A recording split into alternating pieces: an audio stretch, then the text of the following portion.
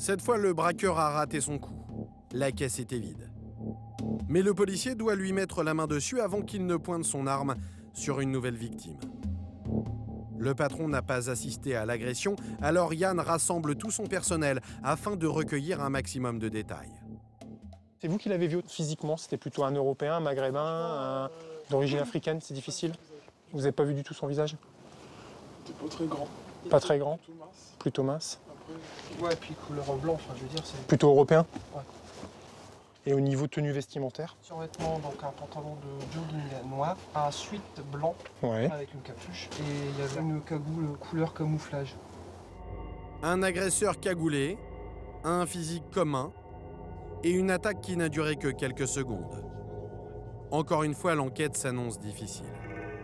Mais à force de questionner les victimes, Yann apprend un détail qui, l'air de rien, pourrait se révéler capital. Et l'arme, il la tenait dans quelle main? Il est rentré, il l'avait comme ça. Comme ça, main gauche. Et comme ça. Et l'arme main gauche. D'accord. Le braqueur serait gaucher, comme un Français sur 10, ce qui réduit considérablement le champ des suspects potentiels. Mais Yann a besoin d'indices plus précis pour l'identifier. Dans un coin du magasin, il repère des caméras, mais pas de chance, elles n'ont pas fonctionné ce jour-là. Alors c'est une technicienne de la police scientifique qui va tenter de donner un coup de pouce à l'enquête en recherchant des empreintes.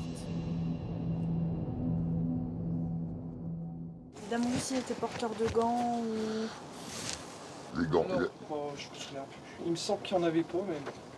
Il vous semble qu'il n'y en avait pas? Et est-ce qu'il aurait touché quelque chose? Non. Non, pas du tout. Non, oui, ça avance. À part la porte d'entrée, mais de toute façon, la porte d'entrée, après, depuis hier soir, il y a eu du passage. Ok, ça marche. Le braqueur n'a rien touché dans le magasin, excepté la porte d'entrée. Mais des dizaines de clients l'ont poussé depuis la veille. Aucune chance d'y trouver une empreinte exploitable. Allez, merci, au revoir. Si j'ai des nouvelles, je tiens au courant. Merci. Pas d'image, une vague description physique. Retrouver cet agresseur armé s'annonce compliqué. Alors, dans ce genre de situation, les policiers ratissent la zone à la recherche du moindre témoignage. Quelqu'un a peut-être vu ou entendu quelque chose, à commencer par les voisins les plus proches. Bonjour, monsieur. Vous étiez ouvert hier soir? Non. Oh, merde. Non. Toute la journée ou... Bon. C'est notre jour de fermeture. Merci. Bonne journée. Encore une mauvaise nouvelle pour l'enquêteur. Le braquage de la pharmacie a eu lieu un lundi, jour de fermeture pour la plupart des commerçants. Merci. Au revoir. Alors Yann se rabat sur les habitants du quartier. Bonjour, madame, c'est la police de Valenciennes. Juste une petite question. Est-ce que hier soir, vous étiez là vers 19h? Non, hier, j'ai pas... Vous n'avez pas fait attention? Vous avez rien marqué de particulier? Je suis malade. D'accord. Ça vous dit rien? Non, parce que je suis parti à la feuterie. Un petit jeune qui traînait ou... Non? Non. Bon. Tant pis. Merci. Bonne journée, au revoir. Après une heure de porte-à-porte, toujours aucun indice. Mais en arpentant les rues, les deux policiers finissent par lever le nez et ils font une trouvaille. Donc tu vois, là-bas, tu as une cam, donc à gauche. Comme plus de 2000 communes françaises, cette petite ville s'est équipée de caméras de vidéosurveillance. Et cette fois, contrairement à la pharmacie, elles enregistrent des images 24 heures sur 24. Une là, une là. Là, t'en as encore une derrière. Toi, t'as deux caméras. T'en as encore deux là. La pharmacie se trouve sur la place centrale, qui est surveillée 24 heures sur 24. Yann se dirige vers le centre de contrôle, géré par la mairie, pour visionner les bandes. Bonjour, vous êtes de la mairie? Juste 2 secondes, c'est la police de Valenciennes. Qui est-ce qui gère les caméras ici Justement, monsieur, c'est qui est à l'intérieur. On peut venir avec vous? Super. Cette fois, la chance lui sourit. Les images de toutes ces caméras sont stockées dans la mémoire d'un ordinateur. Le policier va pouvoir immédiatement les regarder. Bonjour monsieur, vous allez bien? Je vais vous embêter. Est-ce qu'on peut avoir toutes les caméras de la ville sur une plage horaire 3/4 d'heure pour essayer de voir l'individu et éventuellement un véhicule qui aurait pu permettre sa fuite? Premier réflexe de l'enquêteur, chercher les caméras qui offrent un angle intéressant. Aucune n'est directement braquée sur la pharmacie, mais 3 d'entre elles pourraient se révéler très instructives. 2 filment la place et son parking. La 3e, une rue en face du magasin, peut être empruntée par le malfaiteur dans sa fuite. Ça pourrait nous intéresser. Ouais. Donc la 7, de 18h30, 19h. Celle-là aussi, donc pareil, 18h30, 19h10. Ça, 18h30. C'est possible? Non, bah, je vais vous montrer. Voilà ce que ces caméras ont enregistré la veille. 18h45, quelques minutes avant le braquage, la nuit vient de tomber. Le village est quasiment désert. Yann scrute l'écran de contrôle et soudain, Le blanc. Il regarde, hop, il fait demi-tour. Et après, il va partir comme ça. comme ça, c'est-à-dire en direction de la pharmacie. Sur cette image, aucun doute possible. Le jeune homme faisait le guet à cet endroit, juste en face de sa cible. Et il porte les mêmes vêtements que ceux décrits par les victimes. Il y a des gants. Il y a des gants, une suite capuche. Ah, il connaît, il cache son visage. L'homme semble savoir qu'il est filmé. Il dissimule son visage en permanence. Je pensais qu'il était passé là, mais il n'est pas passé là. Sur une autre caméra, dans la rue en face de la pharmacie, l'individu réapparaît à 18h56, juste après l'attaque. Il s'enfuit en courant.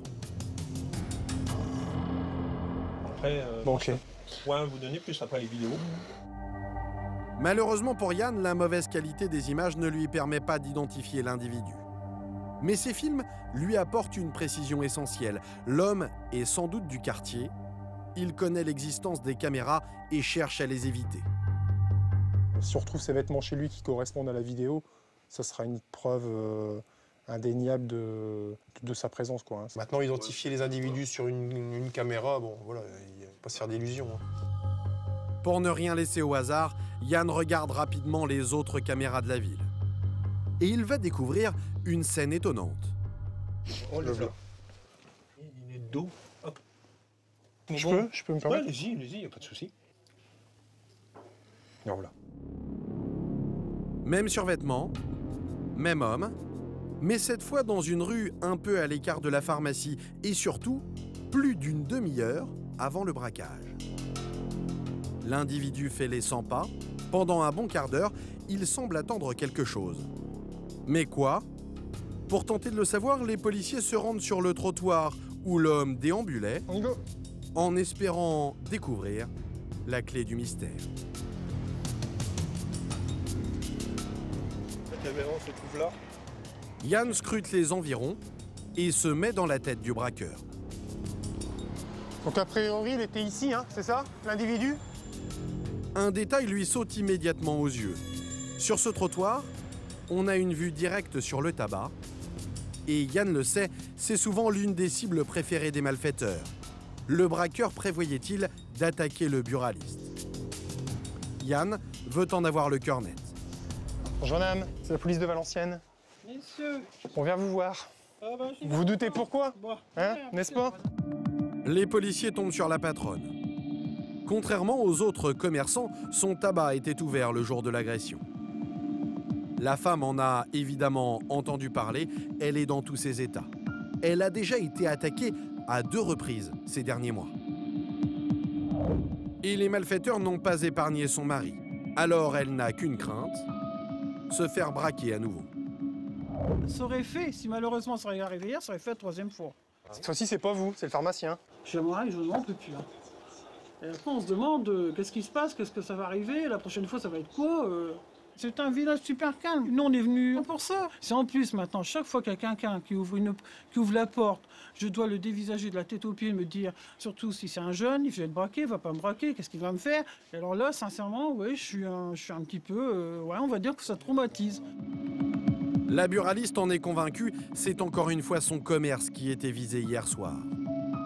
Elle a bien cru que le cauchemar allait recommencer lorsqu'elle a remarqué, juste avant la fermeture, un jeune homme au comportement suspect.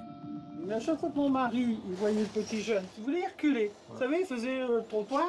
Quand mon mari est rentré, le jeune il se rapprochait. Puis ça a duré un petit moment. Bon, je dis écoute, on va fermer, on ferme. Donc on ferme, on s'en va. Quand il a vu qu'on sortait, il est parti par là. Si mon mari n'était pas là, c'était pour moi. Ah ouais, ouais. Bah oui, sinon, qu'est-ce qu'il aurait fait là pendant, pendant allez, 20 minutes 20 minutes, il a été là. C'était pour nous, sûr. Voilà donc pourquoi le jeune homme s'avance puis recule sans arrêt sur ces images. À chaque fois que le mari de la buraliste sort de son commerce, il s'éloigne prudemment. En baissant leurs rideaux, ces commerçants ont sans doute évité une nouvelle attaque à main armée. Du coup, le malfaiteur s'est rabattu sur la pharmacie, un changement de programme qui sent l'amateurisme. Pour Yann en tout cas, la buraliste devient un témoin très précieux. Vous pourriez le reconnaître? Moi, j'ai bien vu son visage. Hein. Ah, mais là, c'est une bonne nouvelle, ça. C'est vrai? jeune, hein. Pas plus de 16 ans. Je vous jure Vous l'avez que déjà vu dans le village, non? j'ai un petit doute. Je ne peux pas dire le nom, je ne connais pas les... C'est vrai? Je pense que j'ai déjà vu dans mon commerce.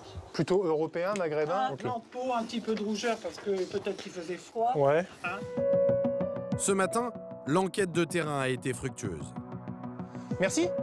Voici ce que Yann a appris. Le suspect serait un gaucher d'1,75 m, mineur et originaire du secteur. Il s'agit sans doute d'un amateur, alors pour Yann, le temps presse. Il n'a qu'une crainte, c'est que l'individu repasse vite à l'action.